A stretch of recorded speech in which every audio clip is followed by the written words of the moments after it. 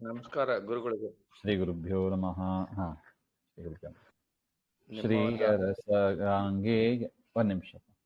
ಶ್ರೀಯರಸಗಾಂಗೇಯ ನುತ ಕೌಂತೇಯ ವಂದಿತ ಚರಣ ಕಮಲದಳಾಯ ತಾಂಬಕ ರೂಪ ಚಿನ್ಮಯ ದೇವಕೀ ತನಯ ರಾಯ ರಘುಕುಲವರ್ಯ ಭೂಸುರ ಪ್ರಿಯ ಸುರಪುರ ನಿಲಯ ಚಿನ್ನಿಗರಾಯ ಚತುರೋಪಾಯ ರಕ್ಷಿಸು ನಮ್ಮನ ನವರತ. 23ನೇ ಪದ್ಯ.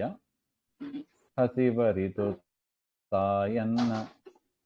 ತಾಯಿ ತನ್ನ ಶಿಶುವಿಗೆ ಹೊಸೆದು ಮೊಲೆ ಕೊಡುವಂತೆ ನೀ ಪೋಷಿಸದೆ ಬೇರೆನ್ನಾರು ಪೋಷಕರಾಗಿ ಸಲಹುವರು.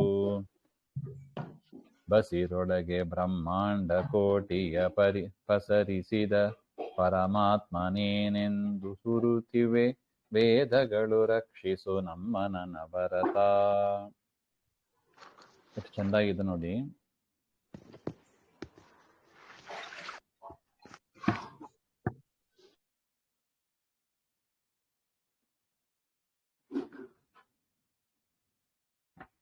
ತನ್ನ ಶಿಶುವಿನ ಹಸಿವನ್ನು ಅರಿತು ಹೆತ್ತ ತಾಯಿ ಆ ಮಗುವಿಗೆ ಪ್ರೀತಿಯಿಂದ ಸ್ತನ್ಯಪಾನವನ್ನ ಮಾಡಿಸುವಂತೆ, ಸ್ವಾಮಿ ನೀನು ಜಗತ್ತನ್ನ ಪೋಷಿಸುವವನು ಅಂದ್ರೆ, ದೇವರ ರಕ್ಷಣೆಯ ಕ್ರಮ ಹೇಗಿದೆ ಅಂದ್ರೆ, ತಾಯಿ ಮಗುವಿಗೆ ಹಾಲು ಕೊಡುವಂತೆ. ಮಗುವಿಗೆ ಕೆಲವೊಮ್ಮೆ ಅಳುತ್ತದೆ, ಕೆಲವೊಮ್ಮೆ ಅಳೋದು ಇಲ್ಲ, ಆದರೂ ಸಮಯಕ್ಕೆ ನೋಡಿ ನೋಡಿ ಹಸಿವಾಗಿರುತ್ತದೆ ಹಾಗೆ ಅಂತ ತಾನೇ ಮುಂದಕ್ಕೆ ಬಂದು ತಾಯಿಯಾದವಳು ಹೇಗೆ ರಕ್ಷಣೆ ಮಾಡ್ತಾಳೋ ಅದೇ ರೀತಿಯಾಗಿ ಪರಮಾತ್ಮ ನಮಗೆ ಗೊತ್ತಿಲ್ಲ ಯಾವ ಹೊತ್ತಿನಲ್ಲಿ ಏನ್ ಮಾಡಬೇಕು, ಏನ್ ಕೇಳಬೇಕು, ಯಾವುದು ಗೊತ್ತಿಲ್ಲ. ಯಾರಿಗೆ ಯಾರ ಮನೆಯಲ್ಲಿ ಹುಟ್ಟಿಸಬೇಕು, ಯಾವ ಶರೀರ ಕೊಡಬೇಕು, ಏನ್ ಮಾತಾಡಿಸಬೇಕು, ಎಲ್ಲ ದೇವರ ಪ್ಲಾನ್ ಇದೆ. ಅದರ ತಕ್ಕಂತೆ ಮಾಡಿ ನಮ್ಮನ್ನ ಪೋಷಣೆ ಮಾಡ್ತಾ ಇರುವವನು ಪರಮಾತ್ಮ.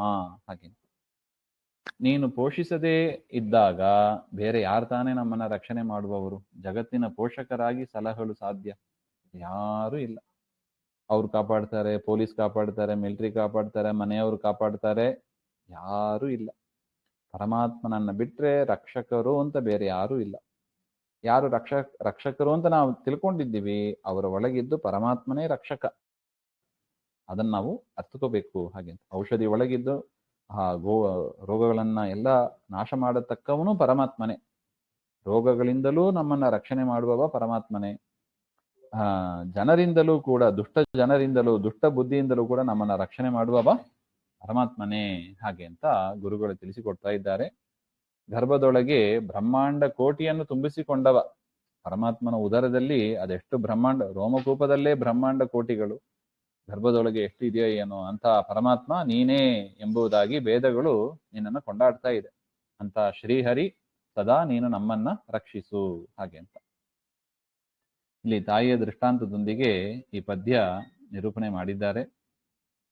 ಮಗುವಿಗೆ ಹಸಿವಾಗಿರುವುದು ಸಹ ತಿಳಿಯಲಾಗದಷ್ಟು ಅಜ್ಞಾನ, ಅಜ್ಞಾನದ ಪರಾಕಾಷ್ಠೆ ನೋಡಿ. ತನಗೆ ಹಸಿವಾಗಿದೆ, ಹಾಲು ಕುಡಿಬೇಕು ಹಾಗೆಂತನೂ ಗೊತ್ತಿಲ್ಲ ಅಂತ ಅಷ್ಟು ಅಜ್ಞಾನ ಇದೆ ಅಂತಾರೆ. ಅದಕ್ಕೆ ಆಹಾರವನ್ನು ತೆಗೆದುಕೊಳ್ಳುವ ಅರಿವು ಸಹ ಇರುವುದಿಲ್ಲ. ಆದರೆ ಆ ಹಸಿವನ್ನು ಗುರುತಿಸಿ ಅದಕ್ಕೆ ಅನುಗುಣವಾಗಿ ಹಾಲನ್ನು ಕುಡಿಸಿ ಅದನ್ನ ಪೋಷಣೆ ಮಾಡುವ ವಿವೇಕ ಹಾಗೂ ಕಾರುಣ್ಯ ಅದು ತಾಯಿದು ಹಾಗೆ ಅಂತ ಹೇಳ್ತಾರೆ.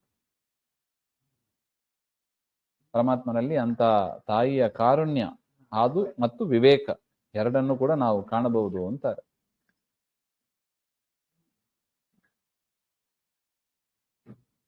ದೇವರನ್ನ ಸಾಮಾನ್ಯವಾಗಿ ಒಂದು ರೀತಿಯಾದ ಭಯದಿಂದಲೇ ತಿಳಿಯುವ ಜನ ಹೆಚ್ಚು ಇದ್ದಾರೆ ಅಂತಾರೆ. ಆದರೆ ಅವನು ಕರುಣಾಳು.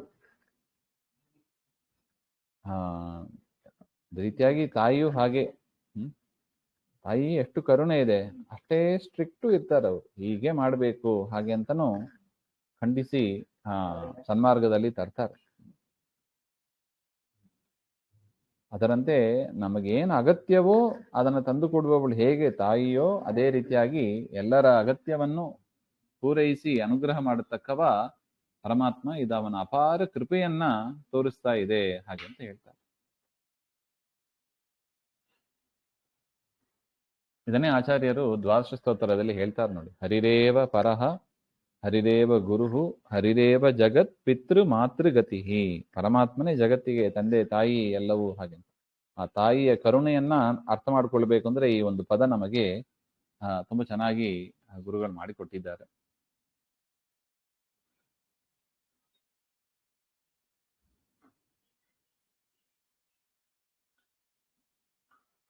ಪರಮಾತ್ಮ ಇಡೀ ಜಗತ್ತನ್ನ ತನ್ನ ಗರ್ಭದಲ್ಲಿ ಧರಿಸಿದವ. ತಾಯಿ ಹೇಗೆ ಮಗುವನ್ನ ಧರಿಸಿದ್ದಾರೋ ತಮ್ಮ ಗರ್ಭದಲ್ಲಿ, ಅದೇ ರೀತಿಯಾಗಿ ಪರಮಾತ್ಮನ ಉದರದಲ್ಲಿ ಅನಂತ ಕೋಟಿ ಬ್ರಹ್ಮಾಂಡಗಳು ಇವೆ. ಹಾಗೆ ಅಂತ ಅಷ್ಟು ವ್ಯತ್ಯಾಸ ಇದೆ.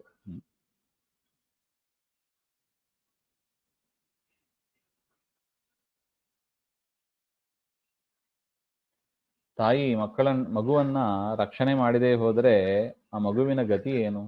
ಅದೋ ಗತಿ ಖಂಡಿತ. ಅದರಂತೆ ಪರಮಾತ್ಮ ಕೈ ಬಿಟ್ಟಲ್ಲಿ ಒಂದು ರೀತಿಯಾಗಿ ರಾಜಸರು ತಾಮಸರು ಇದ್ದ ಹಾಗೆ. ಅವ್ರು ಕೈ ಬಿಟ್ರೆ ಹೇಗೆ ಅಧೋಗತಿನೋ ಅದೇ ತರ. ಅದರಿಂದ ಪರಮಾತ್ಮನ ಜ್ಞಾನ ಭಕ್ತಿಯ ಕಡೆ ಸಜ್ಜನರು ಯಾಕೆ ಫೋಕಸ್ ಮಾಡ್ಕೊಂಡಿರ್ತಾರೆ ಹಾಗೆಂದ್ರೆ, ಪರಮಾತ್ಮನನ್ನ ಬಿಟ್ರೆ ನಮಗೆ ಬೇರೆ ಗತಿ ಇಲ್ಲ, ಅವನೇ ಗತಿ ನಮಗೆ ಹಾಗೆಂಬ ಅದನ್ನ ಅರಿತು ಜ್ಞಾನಿಗಳು ದೇವರನ್ನೇ ಹಿಂಬಾಲಿಸ್ತಾ ಇರ್ತಾರೆ. ಹಾಗೆ